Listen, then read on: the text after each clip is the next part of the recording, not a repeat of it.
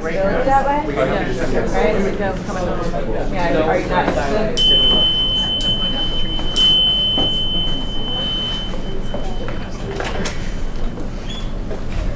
Good afternoon, everybody. Nice to see such a big crowd out on such a kind of dreary and rainy day. My name is Hal Roth. I'm the director of the Contemplative Studies Initiative and Concentration and professor of East Asian religions, particularly focusing on China here at Brown. I'd like to welcome you on behalf of the Department of Religious Studies and the program in Contemplative Studies to this, I lost track, but I think this is the 8th event that we've organized this semester. And believe it or not, we have one more to go. We have just put together a practical introduction to Qigong workshop this Saturday in the Winnick Chapel in Hillel, led by Harrison Moritz, director of the Taoist Studies Institute in Seattle, who's practiced Taoist internal cultivation and martial arts for about 40 years. He is visiting Brown this semester, involved in a research project, a vitality research project, and this is his last week with us, so we were able to snare him, slow down his moving chi for an afternoon. So that will be, you'll all get an announcement. We just put together a flyer. If you're on our mailing list, you'll get an announcement. If you're not on our mailing list for Contemplative Studies, please go to our website. It's really easy to find on the A to Z, and there's a button. It just says, I think, sign up or listserv, click here. We're hoping to also have another color button join it, which says donate here, but we haven't set that up just yet. How many of you, for how many of you, is this your first Contemplative Studies event? You can just say a few words. How about, is this your first Religious Studies event as well? So the Department of Religious Studies works to clarify the different dimensions of the theory and practice of religion, also from all different cultures, and we have a number of different tracks and concentration tracks. One of them being religion and critical thought, which is philosophy of religion. Another one being religion in the ancient Mediterranean, which covers the early Abrahamic traditions and Asian religious traditions. And we also teach Islam, and we're building a distinct track in Islam as well. Contemplative Studies looks at one dimension that involves religious systems, but also is a broader approach in that we also look at the scientific studies of contemplative practice as well as humanistic research that contextualizes contemplative practices across cultures and across time. We have humanistic, scientific, and occasionally artistic perspectives, and we have developed methods that not only follow the kind of traditional third-person approaches that we see throughout the academy, we combine them with what we call critical first-person approaches, in which students actually learn contemplative practices and directly experience them, learn the context as much as we can, being here in university, in which those contexts are embedded, but we never, and this is where what we do in contemplative studies differs from what one would do in a dedicated contemplative practice center, such as a monastery, a temple, a synagogue, a mosque, a church. We never ask students to believe in the truth of that cognitive framework in which those practices are embedded. We ask you to simply test them out, try them out in the laboratory of your body and mind, and whatever you decide is completely up to you.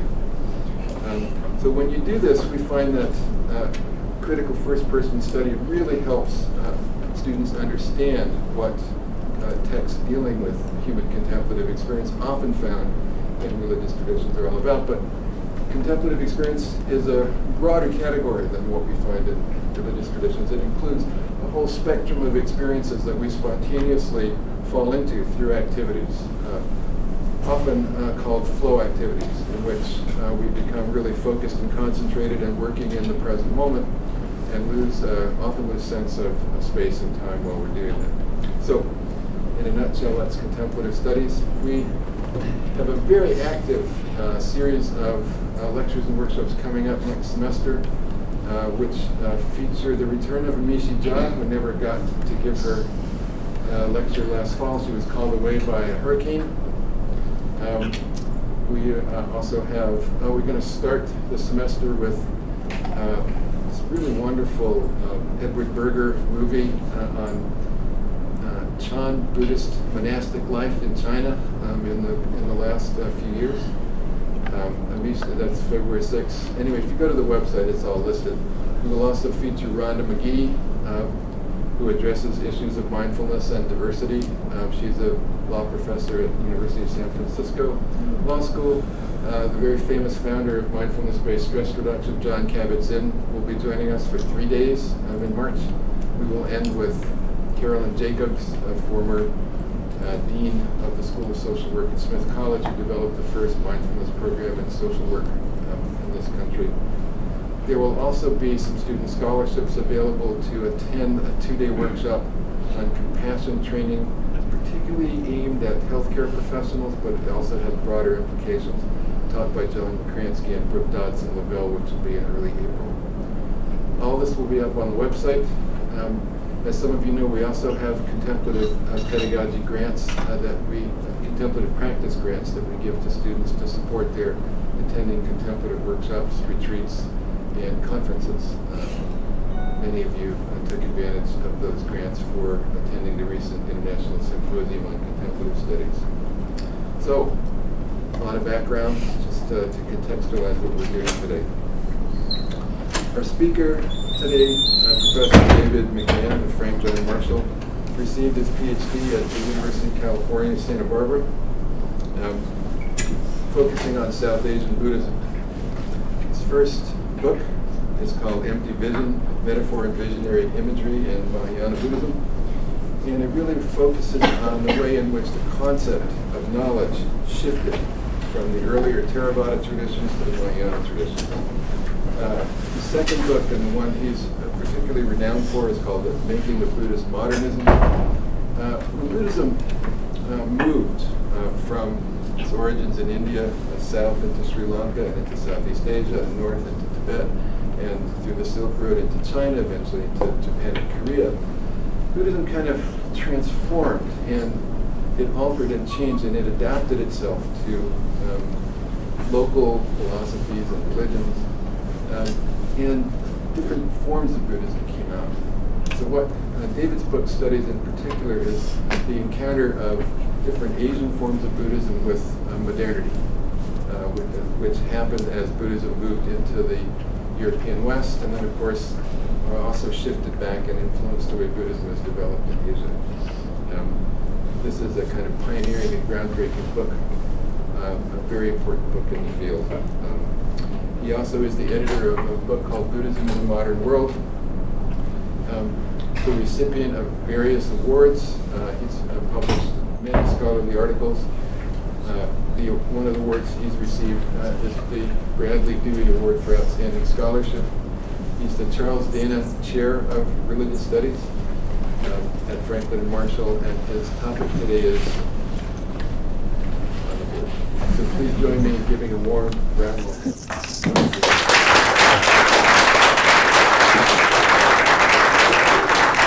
Thanks, Al.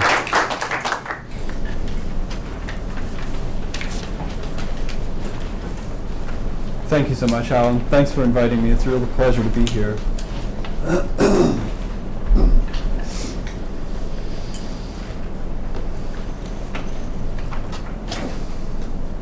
So academics often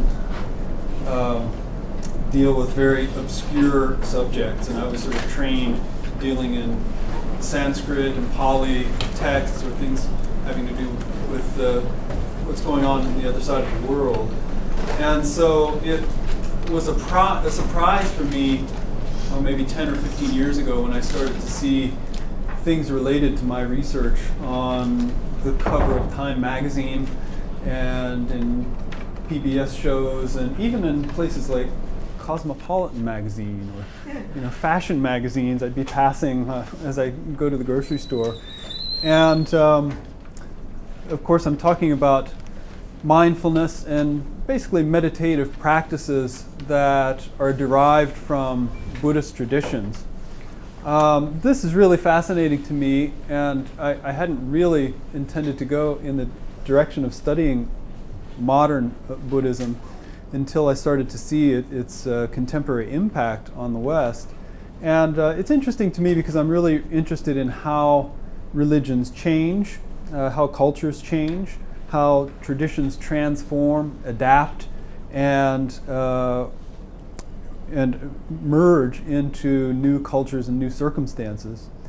And in this case, the transformation has been really profound and interesting. I started getting interested in meditation when I was in college in the 80s, and back then it was just really obscure. Like, nobody did meditation except for like avant-garde artists and beat poets and people like that. And now it's almost weird for me to you go to the doctor, like your general practitioner, and he's like, "Are you eating your vegetables? Yeah. Are you doing meditation? Okay." Well, it's just so mainstream. So there was a little bit of a mental adjustment I had to make to sort of, I'm not doing anything really kind of weird and fringy. I'm just in the medical mainstream now if I meditate. So what I'd like to do today is to historicize this a bit. This is a bit of a maybe an ambitious title. I'm not going to really try to cram the whole history of Buddhist meditation into our 45 minutes or so here.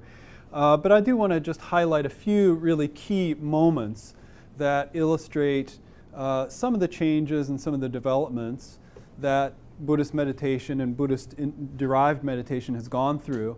And I also want to end by making a couple of arguments about how it works and maybe about how we should and shouldn't be thinking of it and studying it. In particular, I want to emphasize the role of cultural, historical, and social context, the role that they play in these practices. And I also want to stress the role of the humanities and sciences, not just neurosciences and cognitive sciences, in trying to understand these practices from an academic standpoint. So a lot of the practices that we're talking about now fall under the category of mindfulness, which has become a very popular therapeutic technique today in psychotherapy. It's there are many best-selling books that I'm sure you've come across discussing mindfulness, not only those written by Buddhist monks, but also by healthcare professionals, doctors, psychotherapists, Google technicians, and at least one congressman. And I'm struck by not only the title, I don't know if you can read this, but A Mindful Nation, how a simple practice can help us reduce stress, improve performance, and recapture the American spirit. This is a practice that was developed by Asian ascetics 2,500 years ago who renounced all their possessions. So that's an amazing journey that these practices have taken from 2,500 years ago in the ragtag ascetics living in the forest, renouncing the world, and now being touted by an American congressman and your doctor. So the most common translation of these terms from Pali and Sanskrit, mindfulness. This is based on sati in Pali and smriti. Originally it meant something like memory, and it attained a more technical understanding in Buddhist literature to mean a kind of heightened sense of attentiveness, awareness, lucidity, which can be directed towards a wide variety of objects of attention, things in the world, things within oneself, one's breath, one's body, physical activities, sense impressions, states of mind, objects of thought. And as this tradition has become sort of streamlined and simplified, we arrive at a few sort of standard mindfulness definitions. One by a psychologist Bishop a kind of non-elaborative, non-judgmental, present-centered awareness in which each thought, feeling, or sensation that arises in the attentional field is acknowledged and accepted as it is. And Jon Kabat-Zinn's definition, the awareness that emerges through paying attention on purpose. Sorry, I'm messing with my watch here. In the present moment and non-judgmentally to the unfolding of experience moment by moment. So I want to rewind to the original context in which these practices that modern mindfulness is based on were developed. And I'm going to argue that it was actually quite a bit more complex than these definitions. And I want to work my way up to maybe how certain definitions like this have emerged. So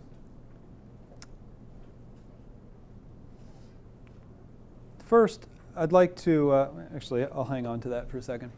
I want to start with an ancient Buddhist sutta or sutra written in Pali. It's called the Arita Sutra. And in the sutra, the Buddha is presented as being in front of a group of monks. And he says, so do any of you monks practice the mindfulness of breathing? Sati of breathing in and out. And one guy, Arita, says, yeah, I do that. And he says, so how do you do it? And this is what he says. He says, having abandoned desire for past sensual pleasures and having gotten rid of desire for future sensual pleasures, and having completely subdued perceptions of aversion regarding internal and external events, I breathe in mindfully and I breathe out mindfully. In some ways, that's probably the closest I've ever come in the most ancient Buddhist literature to that standard definition. It does sort of say, I'm putting aside future and past, so by implication, we're concentrating on the present, and we're subduing aversion. So yeah. It's a nice streamlined, kind of simple definition of mindfulness of the breath. But then the Buddha comes back and he says this. That is mindfulness of breathing in and out, Arita. I'm not saying it isn't. He's sort of rolling his eyes. But listen and pay careful attention, and I will explain how mindfulness of breathing in and out is brought in detail to its culmination. And then he presents actually a much more complicated method of mindful attention to the breath, instructing the monks to tether the breathing to various thoughts, feelings, bodily sensations, objects of attention, concepts. So he instructs them first to concentrate actually on a succession of 16 objects of attention, which I've listed here. So first the breath itself, then the body, then various objects of thought, states of mind, rapture, pleasure, mental fabrication, the calming of mental fabrication, the mind, satisfying the mind, concentrating the mind, liberating the mind, impermanence, dispassion, cessation, and relinquishment. Now, if I said, we're going to try some Buddhist meditation, and I sat down and said, okay, everybody now, let's go through all these, it's going to be like what? What's going on here? These aren't really naturally intuitive categories necessarily. But all of these are categories and concepts that presumably the Buddha knows that his monks know. They should be familiar with this. And each one is kind of like a little Dharma package that opens up and makes all kinds of connections to other concepts in the overall Buddhist doctrine. For instance, relinquishment means abandoning destructive states of mind, kleshas, particularly the three poisons, greed, hatred, and ignorance. So these don't really seem to be just kind of open-ended observations of whatever arises, but rather they're in some ways conceptual contemplations of various facets of the Dharma, the Buddha's teachings.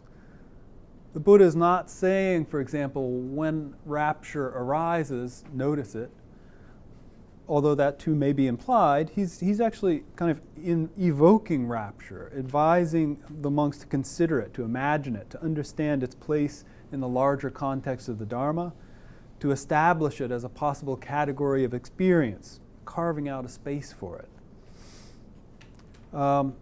Other ones like cessation, well, cessation means, in this context, the cessation of dukkha, the cessation of suffering, the stopping of all suffering. So it's essentially enlightenment. So again, it doesn't really make sense to kind of, for the Buddha to say, well, if you get enlightened, note it. He's asking, it seems, them to contemplate enlightenment. Maybe remember other accounts of enlightenment. Remember what I've told you about what enlightenment is like. Think about the unfathomability of enlightenment. What would it be like to be without suffering? And so it's really a kind of complicated cognitive task that he is inviting the monks to do, to consider all these categories and to do so tethering them to the in and out flow of the breath.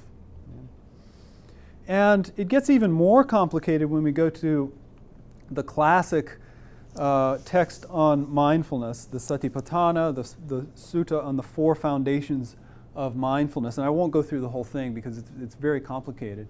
But I will just note a few things. First of all, it too starts out with just watching the breath, and then paying close attention to physical movements, walking, bending over, standing up, sitting down, going to the bathroom, doing this all with a kind of heightened sense of concentration. And in some ways, that's the slice of this sutra that a lot of modern meditation sort of goes off of, and it kind of ignores the rest. And maybe for a good reason, because the rest is a kind of complicated thing that puts you into a set of categories that are not necessarily intuitive and natural to modern Westerners. But there's a whole array of very complex, content-filled, cognitively challenging, and emotionally vivid contemplations here. For instance, you're asked to contemplate the body from head to toe, but not in the nice kind of relaxing way that we do it today, right? The body scan, some of you have done this. This is like, let's just get into how gross the body is. Look at it from the inside. Like I was passing the museum or some center down there where they have the body exhibit down there where they have bodies displayed with their skin off and their organs showing and stuff like that. That's what this is. It's imagining the insides of your body and recognizing the impurity, the kind of, it's supposed to freak you out. It's supposed to gross you out.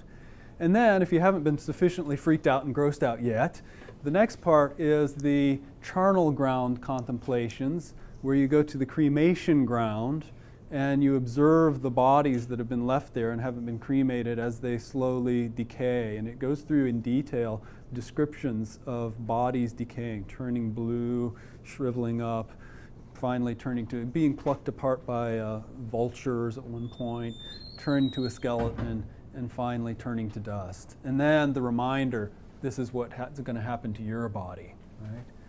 So again, the idea really is to provoke a powerful confrontation with one's mortality. This is not necessarily stress relief, right? So there's a lot happening just in this first part of mindfulness on the body. And then we have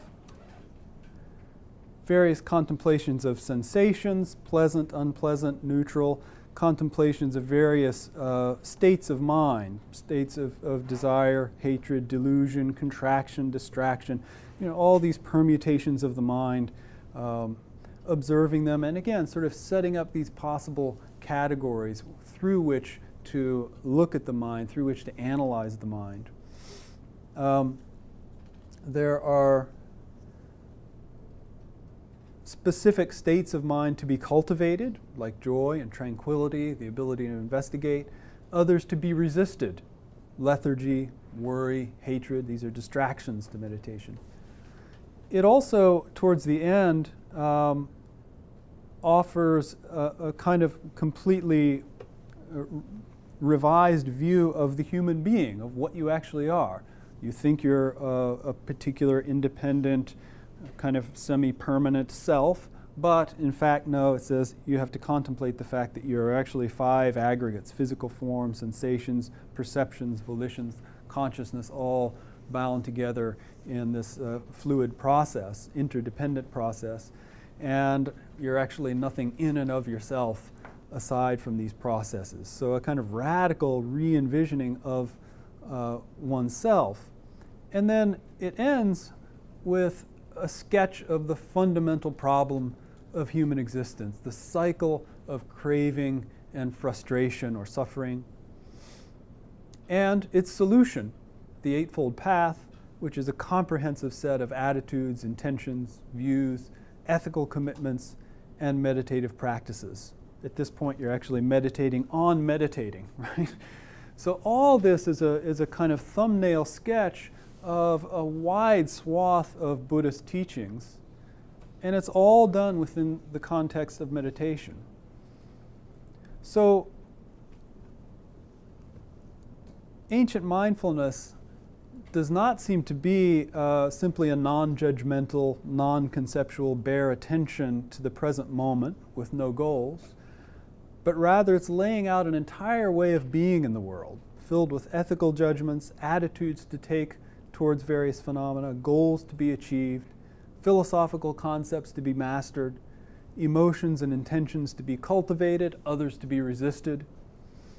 And the proximate goal, the near goal, was a way of creating a way of being in the world, quite counter to the mainstream life in ancient India, which was characterized by adherence to family, to caste duties, rituals for the gods, and hope for a good worldly life. And the ultimate goal was enlightenment itself, the knowledge of the basic principles of the universe, overcoming of all suffering, the achievement of nirvana, ultimately transcending rebirth and attaining a kind of unfathomable state beyond space and time. I think it's also worth noting that traditionally, not just in ancient times, but up to modern times as well, meditative practices were usually the province of monastics.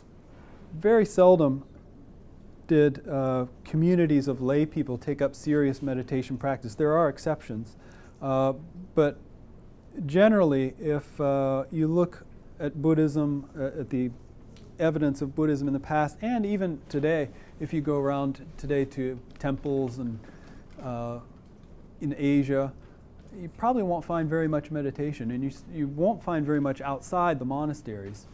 Even within the monasteries, it tends to be a kind of specialization. There are scholar monks and there are meditative monks. So if you wanted to take up a serious meditation practice in some Asian context, you'd be advised after a certain period of training to go off into a cave like this one's in Ladakh,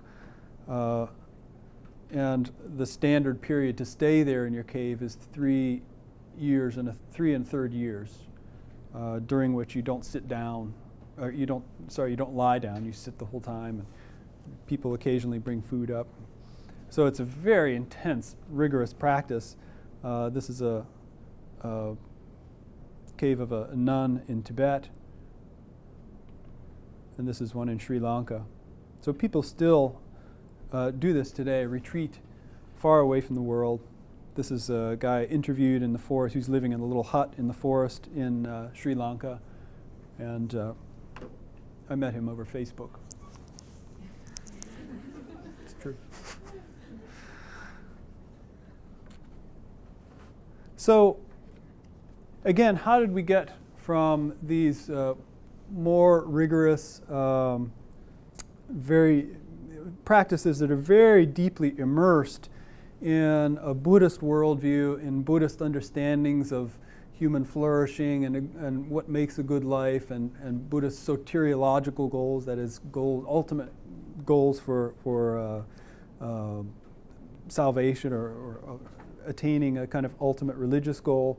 How do we get from that to the widespread use in therapeutic contexts and in corporations and all kinds of different things permeating the culture today?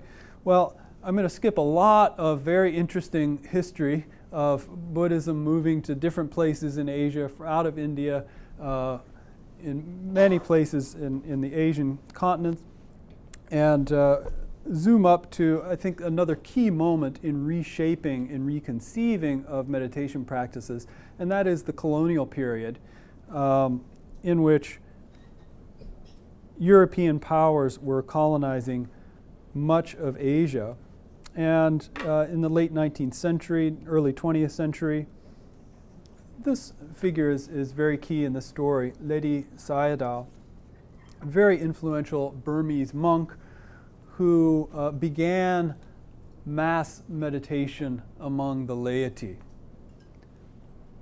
This happened when British began to occupy Burma, so it arose really out of a crisis. They made Burma into a colony. There were wars fought between Britain and Burma. And Ledi was so alarmed by the threat to Buddhism that this represented. He was worried that the arrival of the British, the making Burma into a British colony, and the missionizing of Christians, he decided that something radical had to be done to save the Dharma, or Buddhism was going to be lost in Burma. And so he decided to pull out all the stops and start teaching meditation to lay people, and also to start teaching basic Buddhist philosophy to lay people. This was not really done in Burma at the time and throughout Southeast Asia. As I said, very few lay people would have meditated at all, and maybe during a festival, kind of chanting and meditation, but this was really thought to be something the monks do. And some Buddhists, I think, today included, would still feel almost presumptuous to do much meditation. That's something you really have to understand and know at a deep level, and that's for the monks. We don't do that. So Ledi Sayadaw started to bring meditation out to the masses. And prior to this, typical lay Burmese Buddhist practice involved maintaining traditional Buddhist ethics, donating to the Sangha, praying, doing various rituals for good karma for oneself and others, but not meditation. So Ledi suggested that it was time for all Buddhists to start meditating, and that you didn't need a cave or a monastery to do it, and that anyone could make progress towards enlightenment through meditation. And in doing so, we might be able to revive Buddhism and save it from disappearing under British colonialism. And this resonated with other movements that were going on, revitalization movements that were going on throughout Asia, especially in colonized countries, but also countries that felt under threat of European hegemony, economic, military hegemony, and were worried about being colonized themselves. There was a marshaling of Buddhist resources and a kind of reshaping of the tradition that began in that period. And Ledi Sayadaw's particular contribution to that is that he started developing meditation centers. There weren't really meditation centers before that. There were monasteries where monks were. There were temples, which were more kind of centers of devotion, but a meditation center was neither one of these. So these meditation centers started to develop and spread throughout Southeast Asia. And this was really the beginning of the Vipassana movement, the insight meditation movement.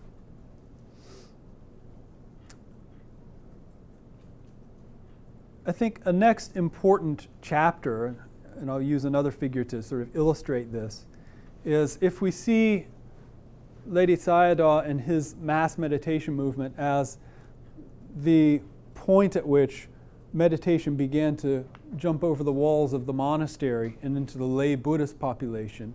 The next move is when Buddhist meditation starts to jump over the boundaries of Buddhism itself and enter the non-Buddhist population, right?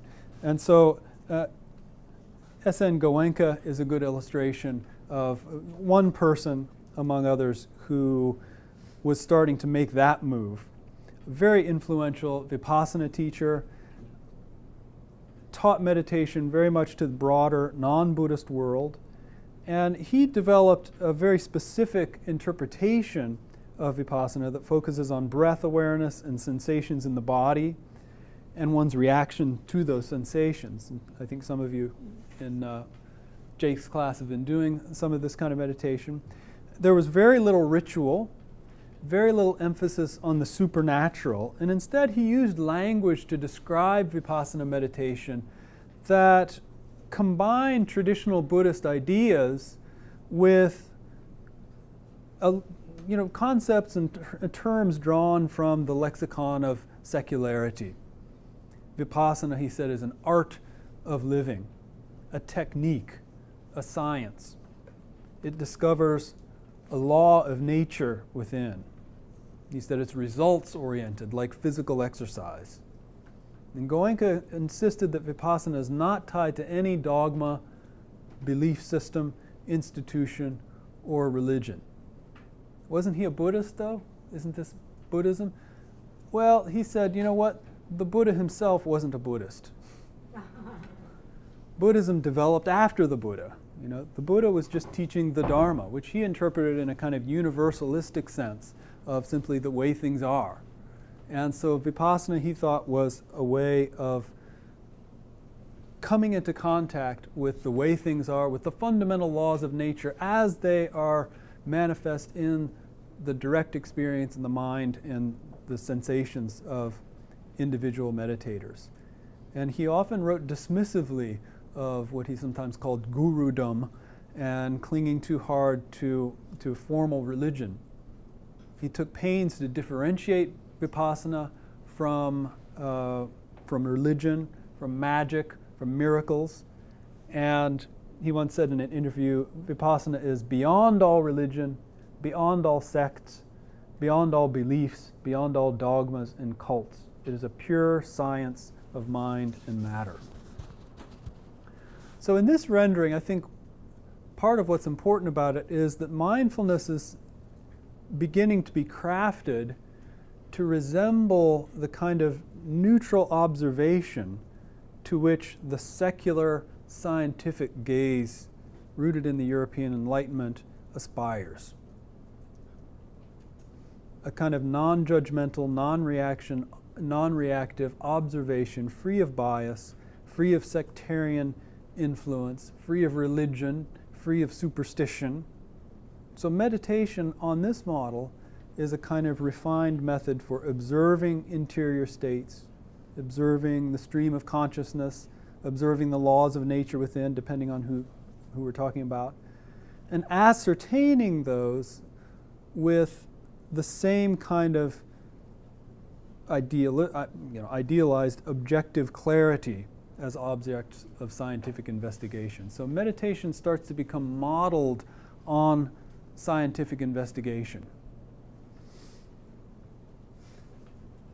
So this framing of Vipassana as a scientific, universal, instrumental, and empirically based art of living in this world was really a pivotal move, I think, in the history of meditation. For maybe the first time in history, Buddhist meditation practices were beginning to be taught outside explicitly Buddhist institutional contexts and to be welcomed into uncharted territories like prisons, hospitals, schools. So when Vipassana and other articulations of Buddhist meditation started to enter the U.S., there was another stage of secularization that happened. It kind of had to happen. Now, Goenka was sort of all over the world, but he lived for a long time in India. And India has a sort of different understanding of secularism. In India, secularism means that all religions are affirmed and they all have equal rights, ideally. In the U.S., the language is different. There's a wall of separation between religion and secular. Secular is seen as this kind of sphere which is independent from any kind of religious influence. Right? That's the idealized version. So it's prohibited, as we all know, for state organizations to support, promote, fund a religious organization or religious practice. And so in order for meditation to take up residence in some of these new locales, there was a more kind of radical secularization that took place, and it took place according to the particular configuration of religion and of the religion-secular binary that obtains in the U.S. And Jon Kabat-Zinn is one of the major figures in this next phase.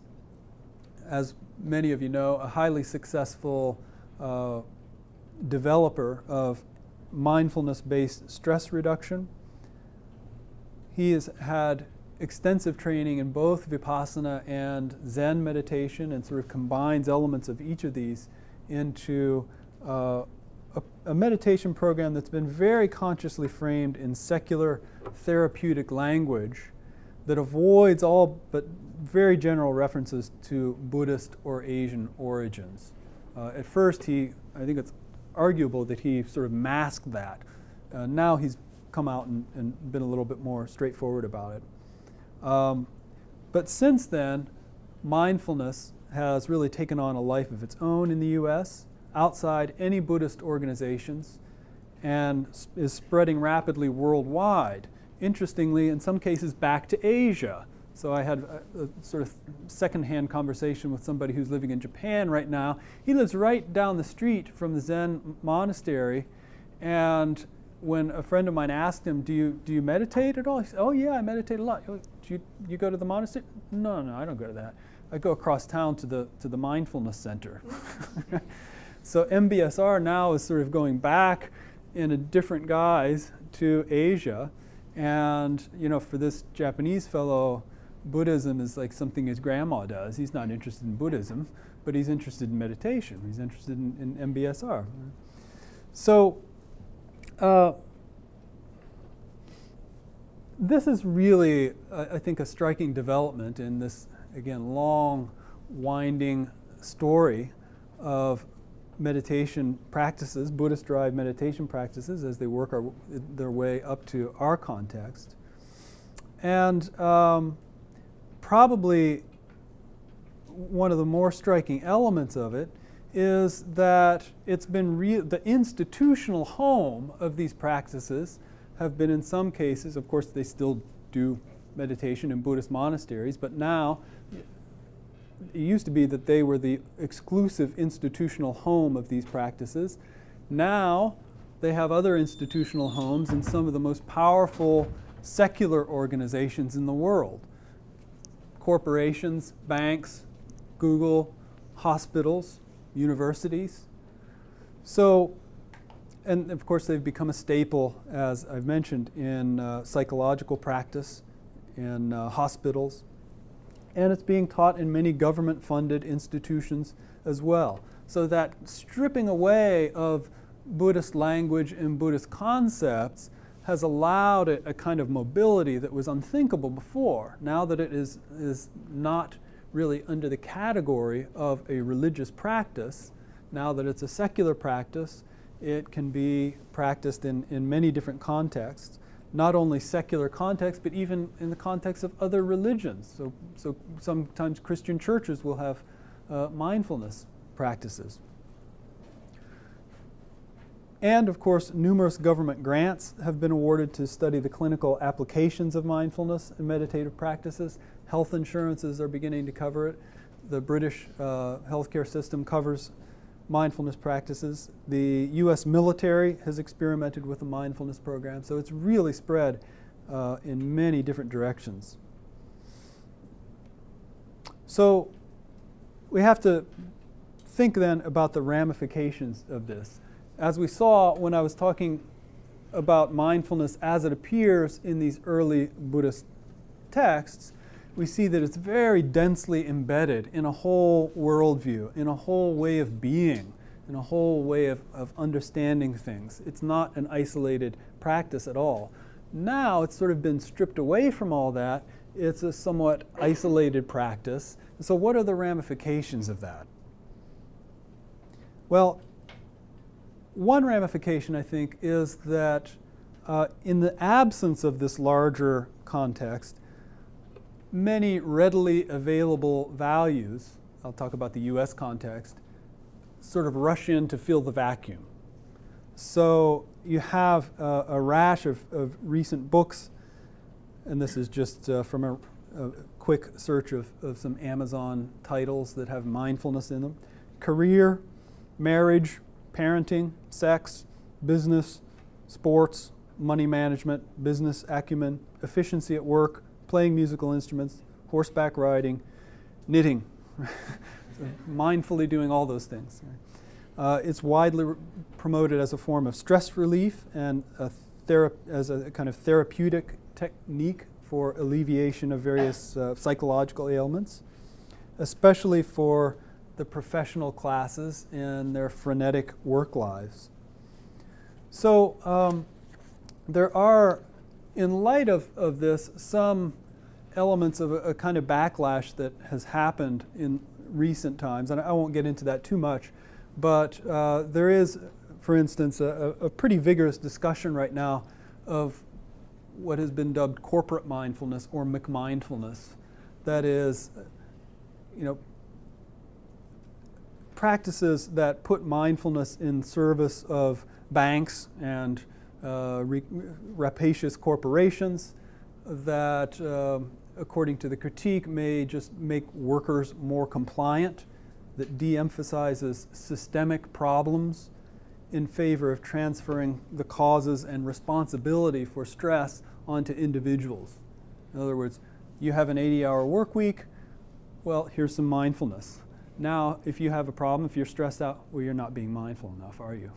Try some more, right? So it's sort of, the critique is that it takes these crazy systemic problems in corporations, in our society at large, and sort of makes it all your problem, your individual psychological problem, because if you were mindful enough, you could be able to handle that. So it sort of deflects critique of organizations away from the organization themselves.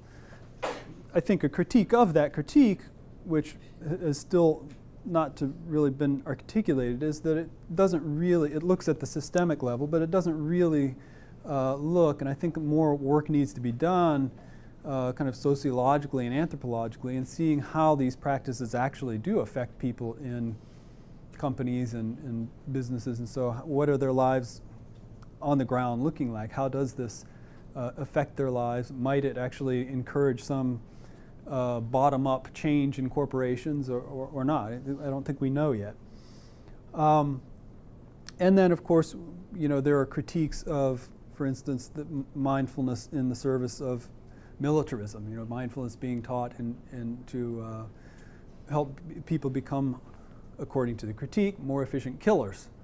And of course, it's being used to help with PTSD and other things like that as well. And you'll see from Amishi Jha when she comes next semester. I mean, she has a pretty interesting take on this. She's been involved in this, and she, from her perspective, as I understand it, she says, well, there's a lot of people who, if with some mindfulness, can actually decrease the number of civilian casualties that are happening in combat, and it'll make soldiers more careful about who they're shooting at and so on. So, it's an interesting discussion, which, again, could have never happened 2,500 years ago.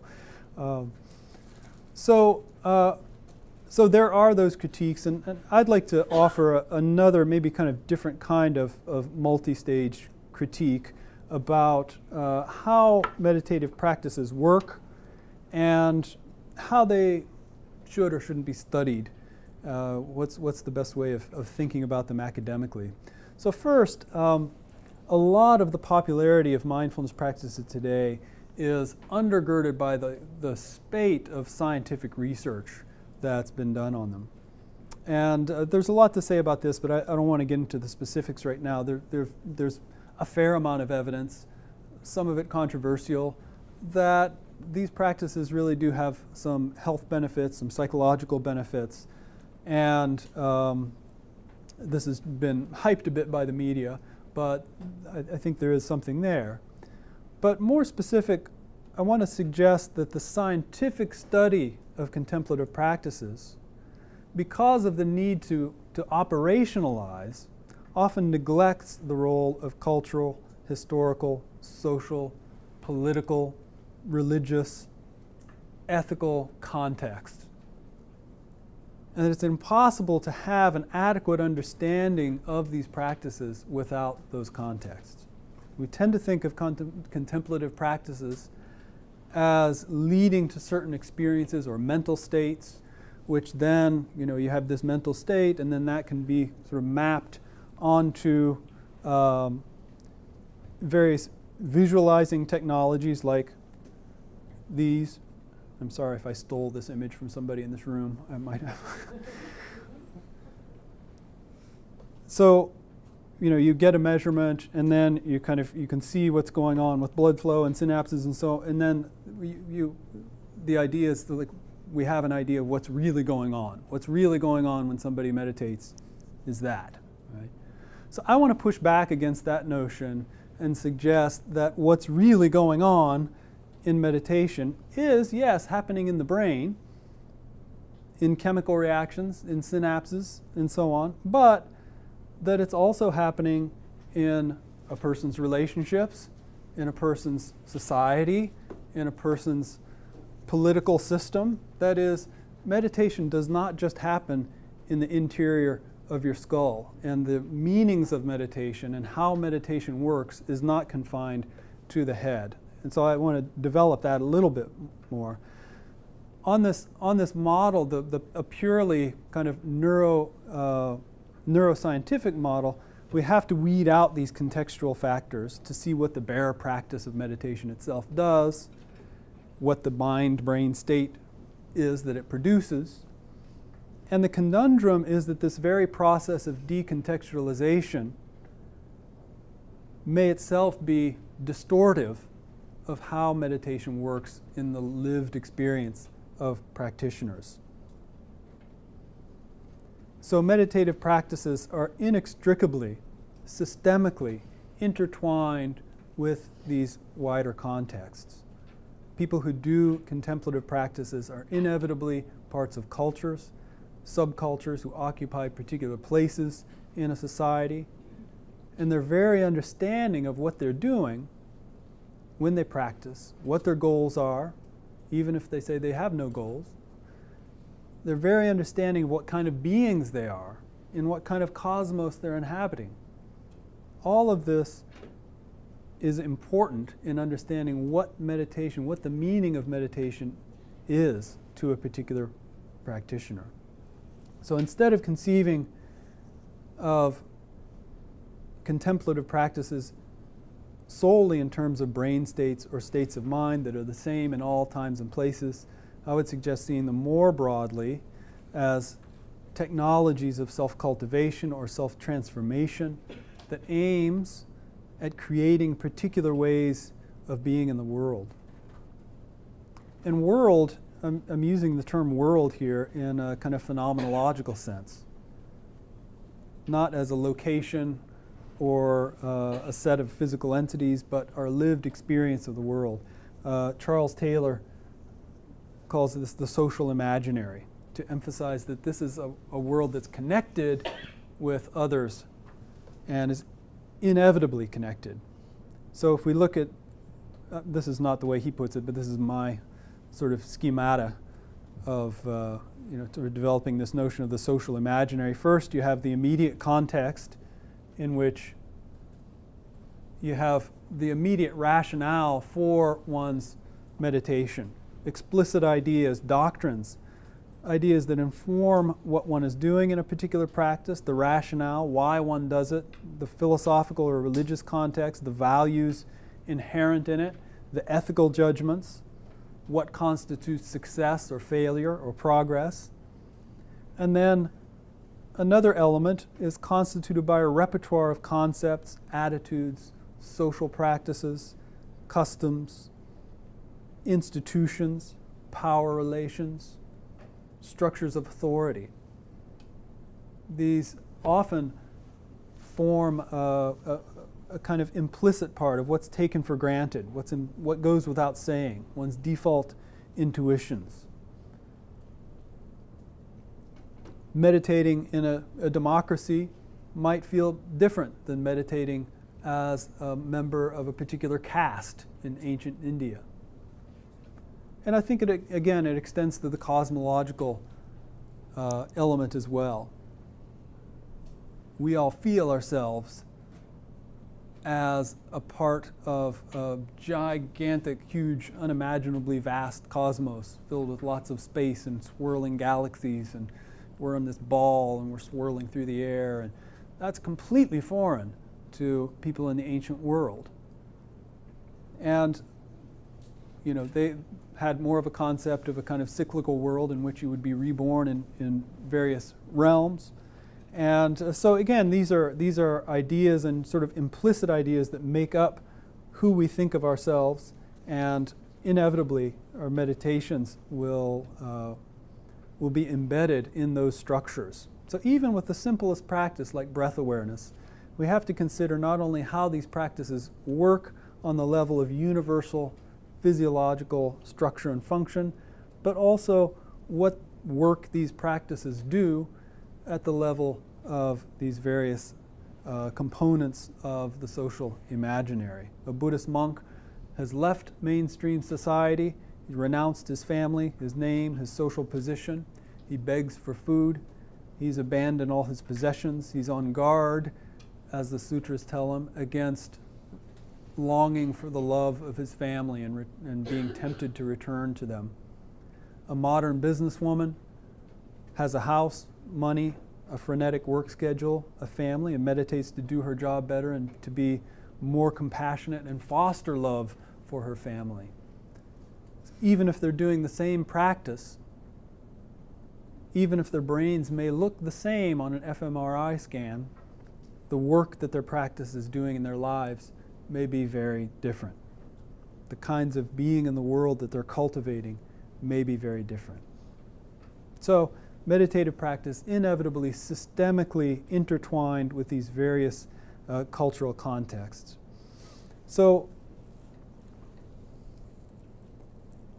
part of how meditation works then is to learn to deeply internalize a certain way of seeing oneself in the world. And I think that's why the Buddha seemed to promote, as we saw in the beginning, the idea that you should meditate not just, there were non-conceptual meditations in the early tradition, but there were also these deeply sort of cognitively challenging conceptions that sort of mapped out certain fundamental Buddhist categories for you to meditate on, and concepts and philosophical ideas.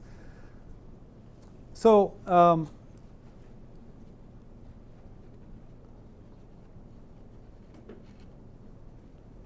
I don't want to suggest in saying this that only culture matters. And now I'm thinking a little bit about the implications for how to study meditation. So first, I'm trying to reconceive of meditation as more deeply contextual and more deeply embedded and systemically intertwined with context, with the cultural context, than we may be used to thinking. Now I want to think about what that means for studying meditation. So I don't want to suggest, I'm not a cultural determinist. I don't want to suggest that every experience that we have, meditative or not, is completely determined by our culture. Certainly, there's a basic architecture of the brain and central nervous system, and this is the same across cultures and same across recorded history. And so there are certain aspects of meditation that may actually do the same things for different people. But much of the way that contemplative practices work, and especially in a kind of ordinary way, an exceptional way, is very deeply structured by our life worlds. And the level of analysis that attends only to universal physiological structure and function cannot really adequately account for how these practices work in people's lives. So if we want to take the first person perspective of contemplative seriously, we have to understand how they conceive of the meaning, purpose, and significance of their practices, and that includes the doctrinal, social, cultural, and cosmic context. And what that means, what that implies, I think, is that the scientific study of meditation really has to work hand in hand with philosophers, anthropologists, sociologists, scholars of religion who can help articulate those broader contexts. By all means, we should measure what's measurable, but we shouldn't think that such measurements, whether they're brain waves or blood flow to various parts of the brain, get down to the real facts about meditation, to which all other stuff that seems a little more fuzzy are extraneous. We have to understand all these factors systemically. The second implication, and I'll conclude with this, of a more contextual understanding involves how meditation is practiced. And I'm going to suggest that without an overall vision of how one wants to cultivate oneself in the context of certain ideas, values, and culture, that sitting and observing the breath probably won't do much. If when you sit and you meditate, you come away wanting to be of benefit to the world, or to treat your family better, or to be less racist, then part of that aspiration comes from the teachings that you've been exposed to, either along with your meditation teachings or as a broader part of your cultural background, not simply from an act of non-judgmental attention to the breath or to the present moment. So if you doubt this, that is, if you think that just meditation alone, non-conceptual present moment attention alone will kind of magically make people better people, remember that Buddhist priests, it might boost your test scores. Remember that Buddhist priests in Japan trained the Japanese military personnel during World War II to be more mindful in combat, and taught kamikaze pilots to mindfully fly their planes out to kill and to give their lives for the emperor and the country. That's important when we think about the radical decontextualization of these practices from ethical and philosophical contexts. Buddhist-derived contemplation practices come to people often in the West kind of like a dry sponge that just soaks up all the immediate, kind of easily available values, the default intuitions and goals of modern secular culture. So that might mean mindfulness for making money, for coping with the office cubicle a little better, horseback riding. And as with a lot of secular mythology, it sort of tacitly upholds contemporary values of instrumental reason, efficiency, productivity, individualism, consumer choice, and capitalism as its unexamined bedrock. So without explicitly articulating and developing its rationales, mindfulness may risk simply absorbing broader mainstream values and culture and become a way of doing something with a little more calm and concentration, that whatever you're happening to do anyway, rather than offering a possible alternative to mainstream ways of being. So this may rob the practices of their ability to challenge the status quo.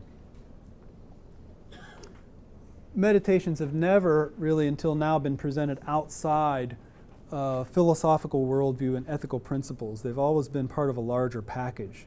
And I'm not suggesting that this has to be a traditional Buddhist package.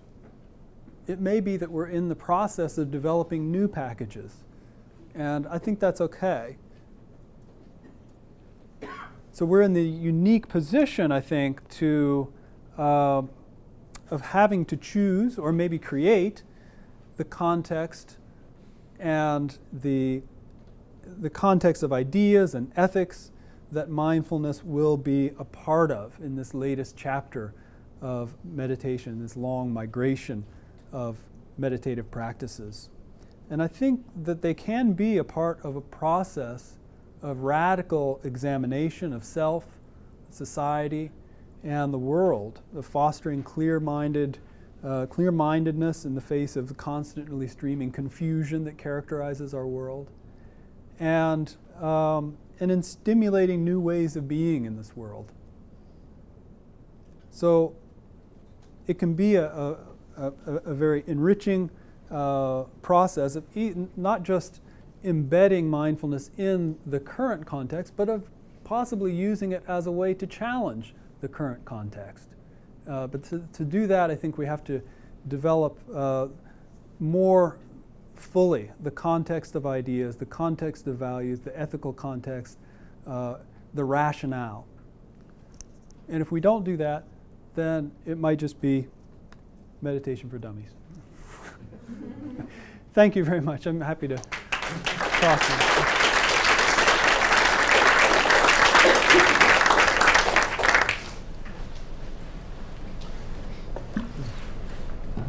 Yes. Thanks for this really very, very clear depiction of what's really going on in different aspects of the transformations of meditation from Asian context to modern context in the West. I think the issues you raised are of importance. You're the third lecturer that I've heard this fall who is coming to the same conclusion. Tanya Singer, whom some of you heard here last month, has developed a whole area of social neuroscience, which really talks about the larger context in which mindfulness and compassion practices are in a sense of meaning. Evan Thompson, the keynote to the Contemplative Studies Symposium, also came to the same conclusion. In fact, he even called for the radical addition of cultural anthropologists to every scientific research project, which of course increases the challenges for funding. But anyway, so he's there as well. And in many ways, that's what we're attempting to bring these factors into account and take these into account in developing the field of contemplative studies, which is a new academic field. We really want to balance the scientific third-person study and also the humanistic study that studies the context from which meditation emerged, context to which meditation is being put in the modern world, and wants to understand how they interact. So the first-person, third-person balance is very important. So I just want to express appreciation for your lecture within those parameters. Thank you.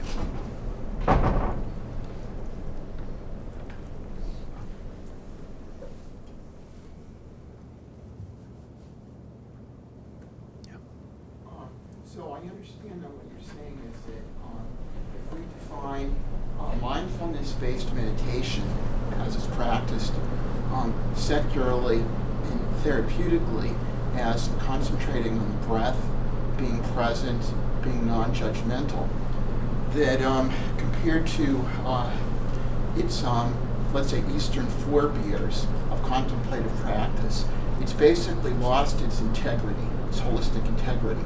So what I'm wondering from my question is, what do you think needs to be added back to it? I could see the options being some kind of ethics, some kind of religious significance, some kind of study of the mind. Yeah, it's a good question. I think I'm not sure I would go so far as to say it's completely lost its integrity, and I do think it's, maybe I'll temper a little bit what I just said. I just said this to a class that I visited before this. After everything that I've said here, I'm really not anti MBSR or anything. I do think that it can be a very useful practice, and I've come to that mainly through my students, who are by and large freaked out by their academics and by the world around them, and by some friends of mine who are therapists who use this, and it does really seem to do them some good. But I think if it's going to try to aspire to anything that I guess is sort of existentially challenging rather than just kind of calming, and we need calming, that's good too. I'm not against that. But I think the practices have the potential to be kind of existentially challenging and sort of deeply shake up one's complacent sense of oneself and one's sense of one's world and one's culture.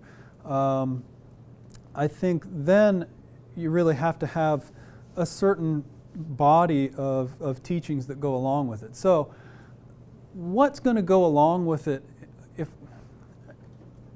I can tell you what I would like to see go along with it, and that would tell you just something about me and my preferences and my politics. I don't think there's anything obvious except basic things like compassion and good Buddhist values like that. I don't think there's an obvious social perspective or political perspective that's going to naturally emerge out of these practices. I think they have to be woven in. So, for instance, there is a fairly novel, recent movement within Buddhism called engaged or socially engaged Buddhism, in which people really do sort of fuse meditation with social activism. So that's one model in which meditation is used not just as a kind of personal, psychological, beneficial practice, which again is okay, but it is addressing something beyond just the personal. It addresses the broader world, recognizes the intertwining of the individual self with the broader world. But I think there are other, I think what hasn't quite been developed is how might these practices be contextualized in a more secular way, since they are in the secular world right now.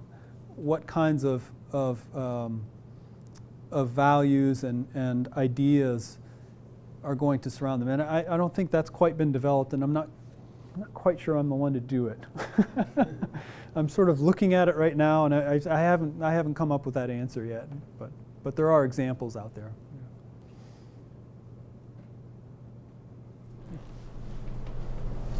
So I just thank you for your talk. It was really interesting. And I started thinking about how when Tanya Singer came here a few weeks ago, she was talking about some of the findings of her major study that she's doing in Germany. And one of the things that really interested me was that she said that when she does dyad work and really focuses on interactivity, both love and kindness, but also just working in a social context in terms of doing the practice, that actually when she induced stress and looked at cortisol levels, that had a bigger benefit on reducing the cortisol levels, the interactivity itself, in addition to the practice of the sort of typical MBSR stress reduction, which has some dyad work, but not that much. So to me, I just think it's an interesting additional kind of argument in favor of the contextual types of bringing this, a more concerted effort to focus on the contextual application and social application of it, because not only does it is it important for the values and ethics, and just it is in context anyway, as you said, that these two different people practicing in the modern world and in a different type of, someone who's working and raising kids versus someone who's doing it more on their own. There's going to be a different way that they're going to practice it, but also to the extent for me, even as a practitioner, that actually I might get to a deeper level by practicing in context. I just think that's an interesting thing to add into all the different factors that you presented. Yeah, thank you. And I think the Buddhist tradition has recognized this too. Even though I showed you these pictures of caves out there, certainly there's been a recognition that for an intense, serious practitioner, you might want to go off to the cave for an extended period of time. But there are also intensive interactions with teachers and with one's peers, and that all is a part of sort of shaping one's experience and interpreting one's experience, interpreting the significance of one's experience. Especially in the Zen context, you have this Dokusan, in which there's often intense, sort of struggle between the student and the Roshi, and often the Roshi is very harsh and is really kind of inducing a kind of intense, almost crisis moment, in order to push the student to break through to something more profound. So, that can happen in the Dokusan room, or it can happen in the rest of our lives too. Sort of following up on that, I'm trying to tease apart two different ways you could go. So, one is that your point is about the content of what we're analyzing, and different is about the sort of levels of analysis. So, take the dyad work. So if the critique is, well, it's not all just in one individual head. No, it's really we need to get the, say, some sort of neurobiological level of analysis that includes dyads and includes the whole social groups. And if we had sufficient neurobiological evidence on whole social groups, we've got a different. So that's about the level of analysis. A different one is about the content. It's not just that. It's not that we just need to have sort of neurobiological data on these larger levels. It's rather about the kind of data that we need. We need historical, and we need anthropological, and we need humans making meaning about themselves. That's the kind of data we need, rather than the sort of neurobiological. And maybe you're making both, but I think it'd be interesting to hear which one you're aiming at, or both, and why. Well, I would say both. I'm a little more on the latter, because that's where I'm coming from. Maybe if I were trained as a scientist, I would see, but I do think we need both. But I think the idea that at some point a kind of neuroscientific analysis, if it were as extensive enough, or if we had just better machines, or if we had, just some kind of, advanced alien technology, that we would get it then. I don't think so, because I think that there's a humanistic and social science type of knowledge that has to be there in order for us to get a complete picture. Yeah, thanks for your talk. It seems like the kinds of, or the definition of mindfulness, kind of, as explained by people like John Kabat-Zinn, is part of the traditional Buddhist view. It's kind of like the first part, right? Like it's kind of like the focusing, like the shamatha, before you get to the vipassana. So I can see how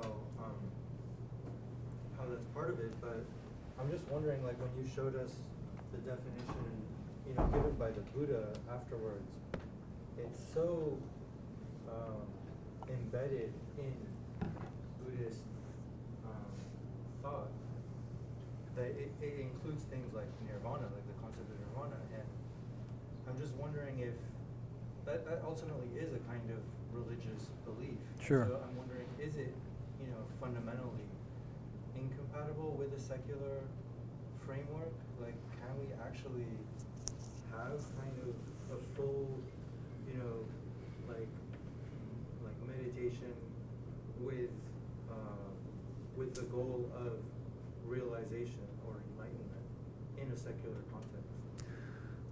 Well, I think you can have a rich, nuanced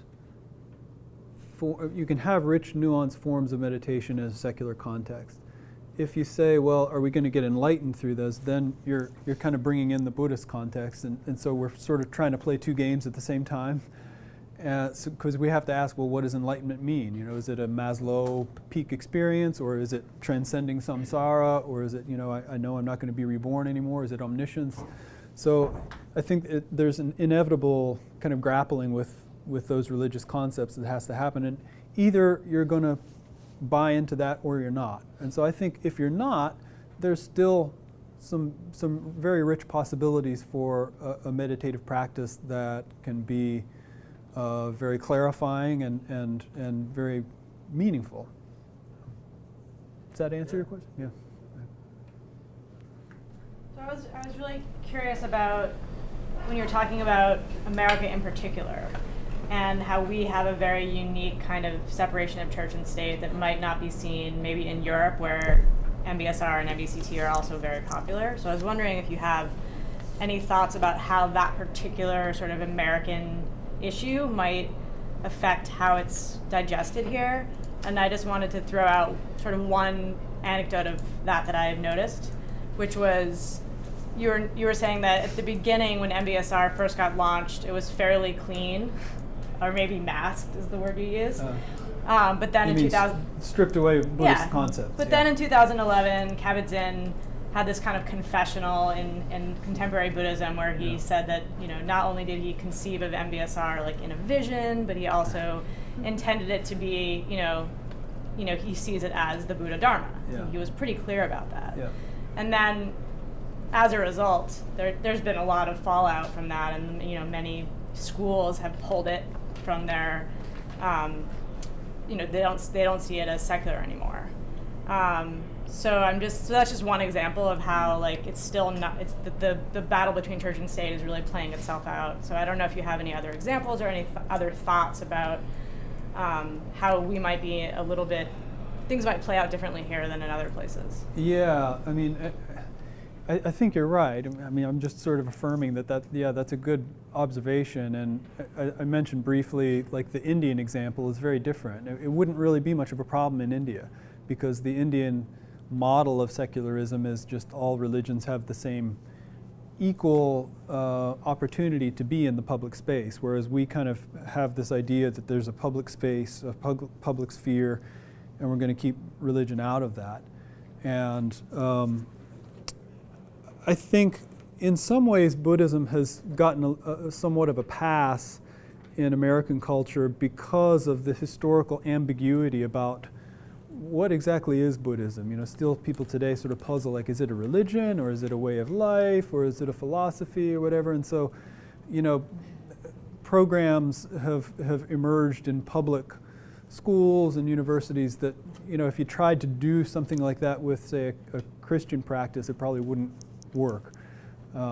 So yeah, I mean, that's just sort of the unique nature of the particular configuration of religious versus secular that we have realize here. that you personally are undermining that, right? Oh, how? Oh.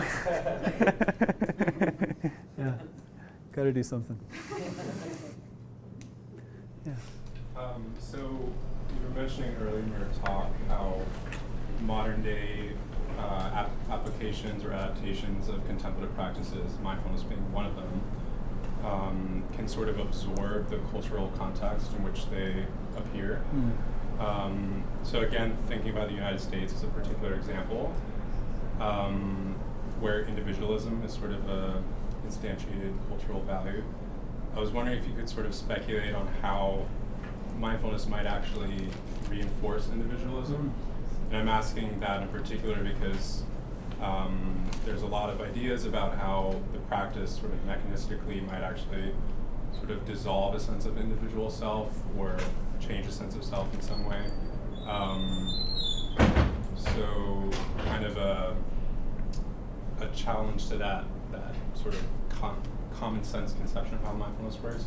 Sort of wondering if you can speculate about like how could mindfulness actually do the opposite maybe and reinforce that sort of cultural value of individuals. Yeah, I mean, I think, you know, people have already found very different ways of using mindfulness, and of the, you know, some of these book titles that I was mentioning, I was struck by the subtitle of one of them. It was, you know, mindful something or other, and then the subtitle was something like mindful, what was it? Mindfulness for discovering your purpose, or something like mindfulness for your purpose. Like, you know, the idea, that's something, a subtitle that you would never see in an ancient book, you know. Like, they tell you what the purpose is and you do it, and you know, it's not absolutely rigid, but, you know, the idea is that this technique is just, among many other products, something that you can use for doing whatever you want to do. And so, and I think there is a sort of, maybe a creative tension in the way modern people are using this. On the one hand, it sort of gets fused with what we might think of as a kind of instrumentalist mentality. That is, you know, there's a goal out there, and I'm going to use mindfulness to kind of help me get to my goal, whether it's getting a better job or, you know, making more money or just doing something. And then I think there's also people use mindfulness as a way to kind of escape from that, because that really is sort of the ubiquitous mindset of American culture. We're always doing stuff, we're always accomplishing stuff, we're always trying to get stuff done. And can we step back from that and just kind of let a process happen naturally? And so, yeah, again, I think both of those are in play. And I think the former tends to reinforce individualism a little bit more. You know, that, you know, you want to do something, you want to get something, here's some mindfulness, it'll help you get that. You know? So while you were talking, it seems like you're saying that there's sort of there needs to be a steering towards either a right way to teach mindfulness or a wrong way.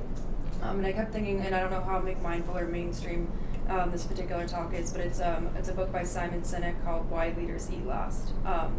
And so the concept is that just biologically that human beings are developed as social animals with reward systems of oxytocin, dopamine, serotonin, and cortisol, and that it's built so that as social animals we live in a tribe and that there's a unified danger. So, but there also has to be a hierarchy. So there's going to be an alpha, and the alpha is going to go eat first, and if everybody jumped in and tried to rip apart the carcass and get it too, the biggest, strongest person would just eliminate everybody. But then somebody has to keep watch. Somebody has to be able to sleep. So while that alpha male is sleeping, if he punched, you know, the smaller ones in the face when they were all going to eat, they might all run off and not wake him up so that he too can get away from danger. But that what's inherently wired in him too is that when danger does come, because he's also recognized as the alpha, and there's a reward system. He gets endorphins by being the alpha and getting the alpha females and getting to eat first. He's bigger, stronger, but he's also getting these like hormones released in his brain. So overall, he's just this souped up alpha male. But he would sacrifice himself first and go fight the danger to save everybody else. But his point is that in the modern context, that this has sort of been reversed, and the people with the most resources, that are the best at achieving their goals, that are born into the best resources, are now going to places like Wall Street and sacrificing the good of others for the benefit of themselves. So he makes the example of like these banker boys who are paying themselves insurmountable salaries and like doing things like running companies that destroy the environment. So thinking about sort of pinpointing and making it very clear what we mean about bringing in this ethical need for like a moral, like religious trajectory for mindfulness. Thinking about, you know, just going back to the laws of nature, what is it that we as human beings are facing as the danger, our number one enemy? And I guess especially in the given political context today, you really could say climate change, racism, and corporate greed. Those really are the number one enemies if you want to be super clear about it. I don't know, without sort of idealizing like the ability for utopian societies, but maybe in terms of that sort of like rebel mentality, you can unify the science part of it. If you think about the way that we're set up as social creatures. And that's mainly a quote just from this guy's book also. I really just paraphrased. This is a talk on YouTube also. I thought it was pretty famous. A lot of my friends have seen it. But I think it's like, I refer myself to that all the time. Yeah, thank you. I don't know exactly how to fit mindfulness into all that, but but I think you've pinpointed some very good problems that hopefully people will use their mindfulness to address. Yeah. Thanks so much for your talk and for your scholarship more broadly. So I teach a class in spirituality, and one of the kind of anxieties or kind of words that gets churned up anytime you talk about Asian religious practices, historically Asian religious practices in the West and in the U.S. is appropriation, cultural appropriation. And so I guess I'd just be curious to hear how you kind of approach this, because in one, problem with even using that term is that you're reifying something that's being appropriated, right? So, but anyway, I'd just be curious to know how you deal with this, both having written about the kind of transformation of Buddhism and about mindfulness, which is a kind of candidate for something that's been produced through kind of appropriation or some sort of notion of that, right? So. Yeah. No, it's a complicated question that often gets a little overly simplified, I think. So, on the one hand, the commercial sphere is just loaded with Buddhist imagery and Zen this and that, and as a historian of Buddhism, it does drive me crazy sometimes when I see like Zen popcorn or whatever, and just like, you wouldn't make like Catholic popcorn or Pope popcorn, and so I mean, I guess if we look at that, but I do see that as sort of like the classic. I mean, the classic illustration of Buddhist cultural appropriation was the, I forget what they call it, like the Asian wrap or something, which was a Victoria's Secret product. It was sort of nicknamed the Buddha bikini. And it was a very skimpy bikini that used imagery from Tibetan Thangka paintings all around it, including shall we say, a very centrally located meditating Buddha.